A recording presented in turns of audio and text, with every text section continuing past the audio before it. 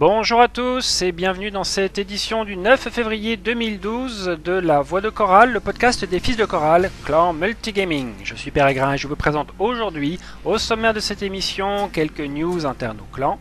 Nous écouterons ensuite une interview de notre jeune maître Zerg Denver. Et nous terminerons sur un échange d'opinions, sur un thème de débat qui nous est aussi cher que désagréable, les cheese. Nous sommes à présent pleinement multigaming, mais il nous reste encore à déterminer nos administrateurs. Je parle plus précisément de League of Legends. Proposez-vous sur le forum. Nous avons encore à choisir les responsables pour LoL. Peut-être une personne, peut-être deux. Donnez votre avis et si vous pensez avoir le profil de la candidature, proposez-vous. Il nous faut vraiment une personne ou deux volontaires qui sachent animer cette section et pouvoir relancer régulièrement l'intérêt de nos membres dans ce jeu. Toujours en parlant de League of Legends, Darkspy nous prépare une série de tutoriels destinés à présenter le jeu aux débutants et renforcer la qualité de notre travail en équipe. Alors restez à l'écoute du forum. Nous avons mené récemment le 3 février une clan war contre OC Gaming que nous avons remporté. Sangia en Terran a affronté Kaiser en Terran également, victoire de Kaiser 2 à 1. Denver Zerg contre Snap en Terran, victoire de Denver 2 à 1 également. Et une victoire de Oxima en Zerg contre Scabal en Zerg. Bravo à tous pour votre participation. Shadows mène toujours son tournoi qui n'a pas pu s'achever au cours du week-end du 5 comme il l'avait prévu. Il reste encore les matchs du tour 2 à réaliser. Bravo à ceux qui ont déjà participé. Motivez-vous, organisez-vous pour pouvoir terminer cet affrontement qui nous permet de nous taper dessus en toute amitié.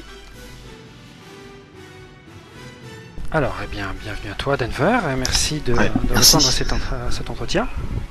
Pas de soucis. Tout d'abord, je pense que il faudra te présenter. Donc, est-ce que tu pourrais nous dire ton prénom, quel est ton âge, la région dans laquelle tu habites et quelle est ton occupation? Alors, moi je suis Clément, alias Denver, j'ai 14 ans. Donc, je joue à StarCraft depuis grosso modo 1 an et j'habite en Ardèche. Voilà. D'accord, et donc 14 ans, tu es collégien ou lycéen? Exact. Ouais, collégien, ouais. En classe de 3ème, ouais. En classe de 3ème. Comment est-ce que tu es venu à jouer à StarCraft 2? Alors en fait, c'est surtout mon frère qui m'a donné envie de jouer. Parce qu'il a beaucoup joué à Code 4, parce qu'il a été notamment dans l'équipe de France. Et je me suis beaucoup intéressé au jeu, il m'a montré StarCraft. Il a joué à l'avant-première aussi. Et ça m'a bien dit, et il l'a acheté. Et j'ai joué pour Noël de l'an dernier. D'accord, et tu as bien accroché. Ah ouais, carrément. Dans quelles conditions as-tu rejoint le clan des Fils de Coral? Alors, les Fils de Coral, je les ai rejoints. En fait, je sais absolument plus comment je les ai rejoints. Alors, il me semble que c'était via le site officiel de StarCraft 2, où il y a tous les clans qui sont regroupés. Mais je me rappelle plus exactement pourquoi. Je cherchais un clan au début et j'essayais de progresser le plus vite possible. Parce que bon, j'étais tout seul, il y avait mon frère, mais il était pas tout le temps dispo et c'était pas la meilleure façon pour progresser. J'ai essayé de chercher un clan. Je crois que j'ai cherché clan StarCraft 2 qui recrute, un truc comme ça sur Google et je suis tombé sur le clan FD4, donc j'ai postulé et depuis j'y suis encore. D'accord, c'était une heureuse rencontre alors. Ouais.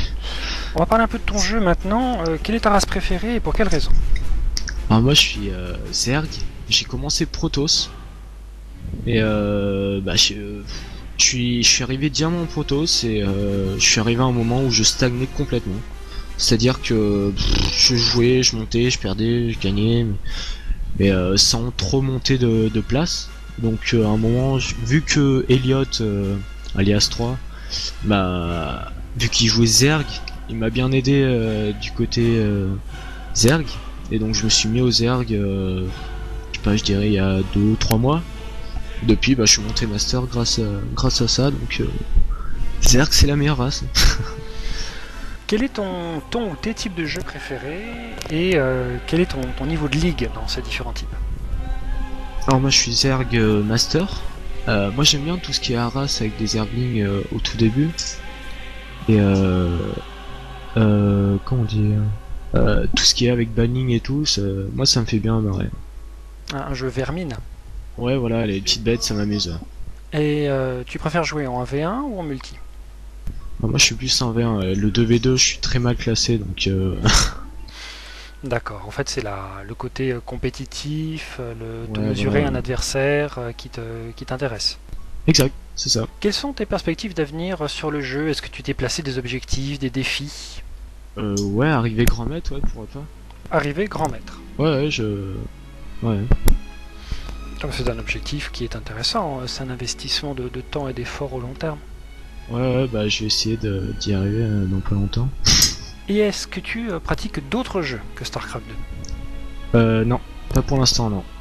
Je suis plus sur StarCraft que autre chose. D'accord, c'est par manque de temps ou bien tu es de ceux qui, lorsqu'ils se lancent dans un jeu, se concentrent exclusivement sur ce jeu?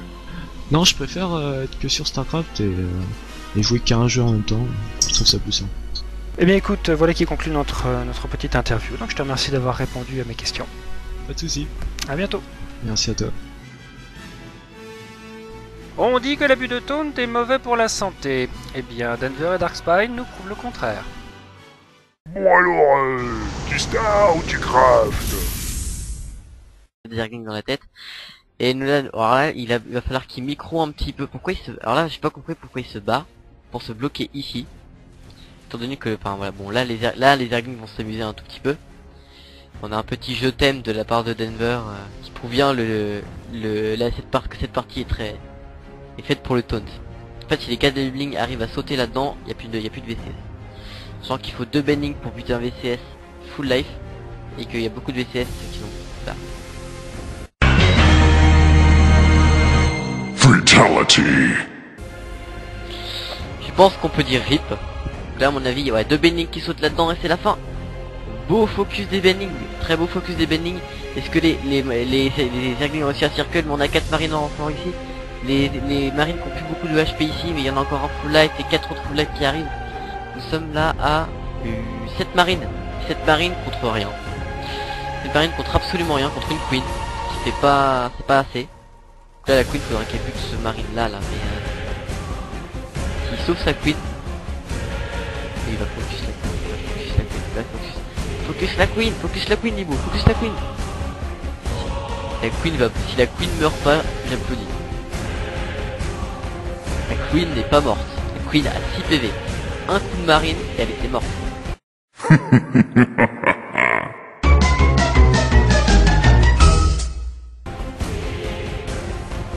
vraiment pas joué à grand chose. Le push de Libo qui est repoussé. Allez, c'est le Rage Kit de Libo qui vient de quitter la partie. Donc j'ai un peu foiré le Rage Kit. Et je vais juste vouloir lire un peu ça. Fucking. Alors fucking fac, GG t'es une masse, respect. Ok, donc c'était le superbe Rage Kit de la part de Libo.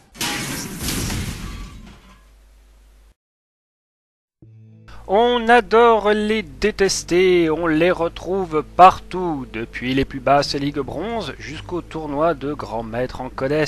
Je parle bien entendu des Cheese, stratégie agressive destinée à prendre l'adversaire par surprise sur une offensive délibérément anticipée suite au sacrifice de sa propre économie. Ces techniques exaspèrent, mais font-elles partie du jeu ou bien doivent-elles être évitées et pourquoi? Nous écoutons pour cela les opinions de Xeldo, Darkfall et Darkspine.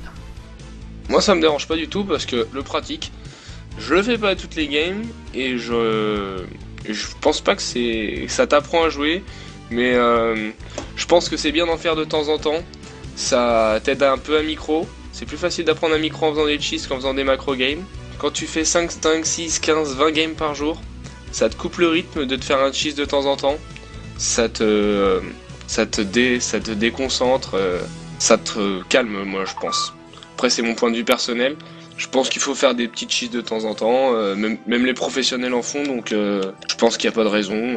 Ça fait partie du jeu, moi je pense. Ça t'apprend à les contrer.